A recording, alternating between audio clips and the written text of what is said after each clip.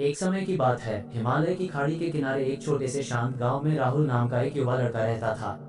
राहुल अपने क्रोधी स्वभाव और चंचल मन के कारण गांव भर में प्रसिद्ध था।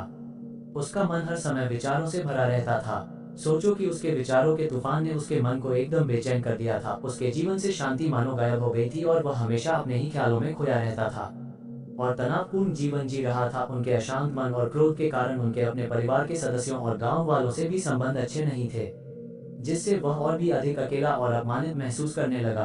वह और भी अधिक मानसिक तनाव की स्थिति में चला जाता है। एक समय की बात है, राहुल अपने गांव की गलियों में घूम रहा था।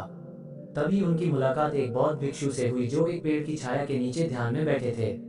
बौद्ध भिक्षु के चेहरे से निर्मल शांति की आभा झलक रही थी। इस असीम शांति में राहुल बौद्ध भिक्षु की ओर आकर्षित हुआ।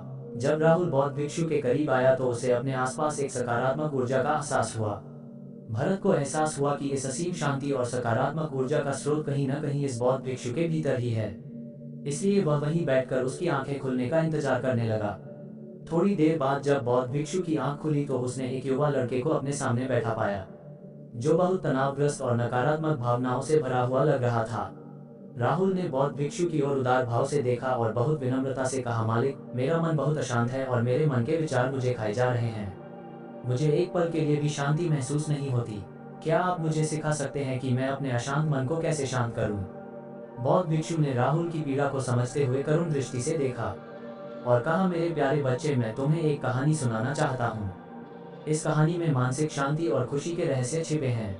क्या आप कहानी सुनना चाहेंगे?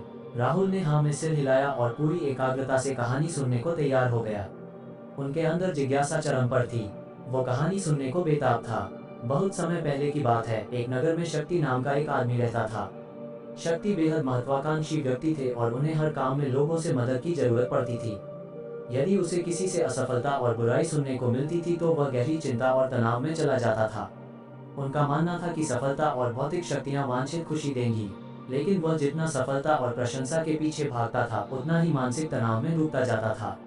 लेकिन अचानक शक्ति का सामना उस समय के मशहूर बौद्ध भिक्षु से हो गया, जिसका नाम महाकौशल था। महाकौशल अपने शिष्यों को ध्यान की शिक्षा देते थे और वह स्वयं एक बहुत ही ध्यानमग्न और प्रबुद्ध व्यक्ति थे।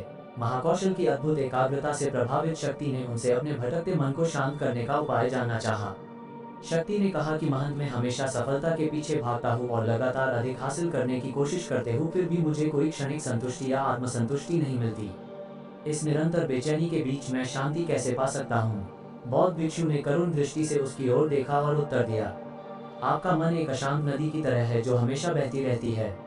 आप कभी भी शांत नहीं रह सकते। इसलिए इस अशांत मन को शांत करने के लिए आपको अपने विचारों को बिना किसी रुकावट के जाने देने की कला सीखनी होगी। शक्ति को आश्चर्य हुआ और उसने पूछा कि मैं अपने विचारों को कैसे जाने दूं? आखिर मैं भी तो अपनी इच्छाओं और महत्वाकांक्षाओं से बंधा हुआ हूँ। ये सुनकर बौद्ध भिक्षु मुस्कुरा दिए। बौद्ध भिक्षु कहा, कल्पना करें कि आपके हाथ में पानी का एक गिलास है। अब आप इसे जितनी देर तक पकड़कर रखेंगे यह उतना ही भारी होता जाएगा, और अगर आप इसे काफी देर तक पकड़े रहेंगे तो आपके हाथ में दर्द होने लगेगा। लेकिन अगर आप उस पकड़ को ढीला कर दें और छोड़ दें तो आपका बोझ खत्म हो जाएगा। राहुल ने पूरी कहानी और उसका संदेश ध्यानपूर्वक सुना। वह समझ गया कि अपने विचारों और इच्छाओं से चिपके रहने से उसका बोझ बढ़ जाता है और अंदर ही अंदर अशांति पैदा कर देता है। अब राहुल को कहानी का अंत सुनने की उत्सुकता से प्रतीक्षा थी। कहकर बौद्ध भिक्षु ने कहानी जारी रखी। एक बौद्ध भिक्षु की बात मानकर शक्ति ने विचारों को त्यागने का अभ्यास शुरू कर दिया। वह बिना किसी पूर्व निर्णय के अपने विचारों और भावनाओं को आते और जाते देखता था। अब उसने विचारों को पकड़ना बंद कर दिया था। विचार उठते थे और अपने आप चले जाते थे। धीरे धीरे उसे यह एहसास होने लगा कि उसकी इच्छा और भावना ही सभी दुखों का कारण है। जैसे जैसे शक्ति ध्यान में गहरे उतरते गए, उन्होंने पाया कि वर्तमान में जीना ही आंतरिक शांति का एकमात्र स्रोत है। वह खुद को वर्तमान में स्थापित करके अपने मन की निरंतर बकवास से छुटकारा पा सकता था।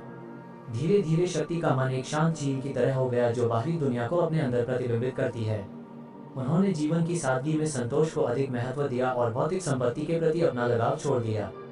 जैसे ही शक्ति में ऐसे बदलाव की खबर लोगों के बीच फैली, दूर दूर से लोग मार्गदर्शन लेने आने लगे। लोगों को विचारों को मुक्त करने की कला सिखाना और उन्हें अपने भीतर शांति खोजने के लिए मार्गदर्शन करना, वह लोगों के बीच शांति और ज्ञान का प्रतीक बन गया। शक्ति और साधु की कहानी समाप्त कर महाकौशल बौद्ध भिक्षु कुछ देर के लिए चुप हो गए ताकि इस कहानी का अर्थ राहुल के मन में अच्छी तरह बैठ जाए।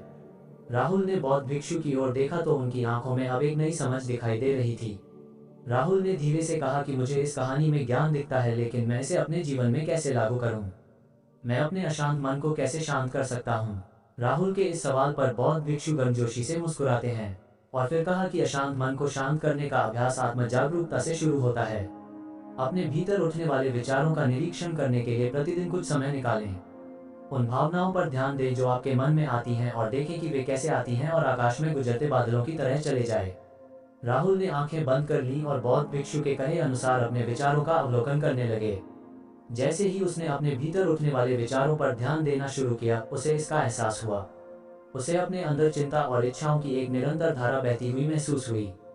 सिर्फ एक एहसास ने ही उसे एक अद्भुत शांति का एहसास कराया। उन्हें यह भी एहसास हुआ कि यह सभी विचारों और भावनाओं से अलग है। बौद्ध भिक्षु ने आगे कहा कि जैसे शक्ति ने खुद को सभी मोह माया से अलग कर लिया था, वैसे ही अपने मन को अशांतकारी विचारों और भावनाओं से मुक्त करने का अभ्यास विकसित करो। बिना किसी पूर्वाग्रह के विचार को वैसे ही स्वीकार करें जैसे वह आता है और फिर धीरे धीरे उन्हें जाने दें और अपना ध्यान वर्तमान क्षण पर केंद्रित करें। लेकिन राहुल ने टोकते हुए कहा कि अगर विचार और भावनाएं इतनी मजबूत हैं तो क्या होगा? बौद्ध भिक्षु ने कहा, यह बना रहता है और मन को छोड़ने से इनकार करता है। बौद्ध भिक्षु ने राहुल की बात से सहमति जताते हुए सिर हिलाया और कहा, ऐसे कई मौके आएंगे जब आपके मन में सवालों का बवंडर चल रहा होगा। जब आपका दिमाग आपकी बात ही नहीं सुनेगा तो ऐसे में आपको अपनी सांसों की ताकत पर विश्वास करना होगा। एक बार फिर भिक्षु ने राहुल से कहा, अपनी आंखें बंद करो और अपनी सांसों पर ध्यान केंद्रित करने के लिए अपने पेट को ऊपर उठता हुआ और मथता हुआ महसूस करें। बौद्ध भिक्षु ने बताया कि जब भी आपका मन अशांत हो तो तुरंत अपनी सांसों पर लौट आएं। सांस की बाध्य गति आपको तुरंत वर्तमान के चरणों में वापस खींचेगी और आपको शांति का अनुभव कराएंगी। एक बौद्ध भिक्षु के निर्देशानुसार आने और जाने वाली सांसों पर ध्यान केंद्रित करने का प्रयास करें। इस छोटे से व्यायाम से उन्हें मानसिक शांति का अनुभव हुआ। उसे याद आया कि उसकी सांसें हमेशा उसके साथ थी, जो उसे वर्तमान क्षण की याद दिलाती थी, आराम और शांति लाती है। राहुल के इस विकास को देखकर बौद्ध भिक्षु मंद मंद मुस्कुराए और बोले, मेरे प्रिय, बेचैन मन को शांत करना एक ऐसा अभ्यास है जिसमें बहुत प्रयास और क्योंकि लगातार व्यायाम से मांसपेशियां मजबूत होती हैं, उसी तरह नियमित अभ्यास से मन भी शांत होता है। स्वीकृति में सिर हिलाते हुए इस बौद्ध भिक्षु को धन्यवाद देते हुए उन्होंने वादा किया कि आज से वह अपने अशांत मन को शांत कर सकेंगे और अपनी गैर शक्तियों को मुक्त कर सकेंगे। बौद्ध भिक्षु ने राहुल के कंधे पर हाथ रखकर कहा, मुझे आपकी क्षमता पर बहुत भरोसा है और आपको जल्द ही आंतरिक शांति मिलेगी। लेकिन याद रखें कि यह आसान नहीं होगा, लेकिन अगर आप दृढ़ इच्छा शक्ति और खुले दिल से प्रयास करेंगे तो आप निश्चित रूप से वह शांति पालेंगे जो आपके अंदर है। उस दिन से राहुल अपने अशांत मन को शांत करने का प्रयास करने लगा और हर दिन ध्यान करने के लिए एक अलग समय निर्धारित किया। उसने अपने मन में उठने वाले विचारों को बिना किसी रोक टोक के जाने दिया और अपनी सांसों के जरिए खुद को वर्तमान में बनाए रखने की कोशिश की। समय के साथ अभ्यास करते हुए राहुल को अपने अंदर शांति का अनुभव हुआ। जैसे जैसे समय बीतता गया, राहुल को ज्ञान और शांति का स्रोत कहा जाने लगा। जैसे जैसे समय बीतता गया, भरत को ज्ञान और शांति का स्रोत कहा जाने लगा। ग्रामीण अपने अशांत मन को शांत करने के लिए राहुल के पास आने लगे। बौद्ध भिक्षुओं के शिक्षक दूसरों की मदद करते समय आत्म जागरूकता की शक्ति साझा करते हैं। बौद्ध भिक्षु आंतरिक शांति पाने की शिक्षा देते हैं। इसके साथ ही उन्होंने अपनी सांसों पर ध्यान देने और अपने विचारों को मुक्त करने की कला भी सिखाई। ऐसे निवासियों का विकास हुआ और उन्हें मन की अमूल्य शांति मिली। बौद्ध भिक्षु की शिक्षाओं और राहुल द्वारा संचालित अभ्यास के माध्यम से विचारों को त्यागने और वर्तमान में जीने की कला दूर दूर तक फैल गई। उन्होंने कई लोगों की जिंदगी बदल दी और जैसे जैसे समय बीतता गया, उनकी जिंदगी और भी बदलती गई। राहुल का शांत प्रभाव उसके गांव की सीमाओं से परे तक फैला हुआ था।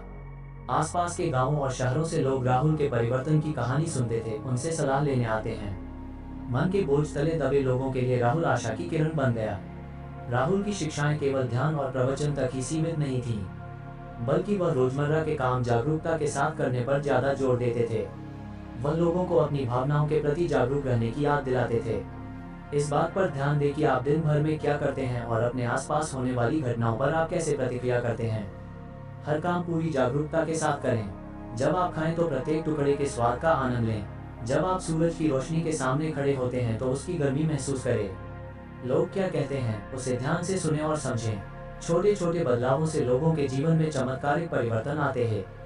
राहुल की शिक्षाओं से लोगों ने सीखा कि जीवन का आनंद वर्तमान में जीने में है। दोस्तों, ये कहानी का अंत है। मुझे आशा है कि आपने इससे बहुत कुछ सीखा होगा।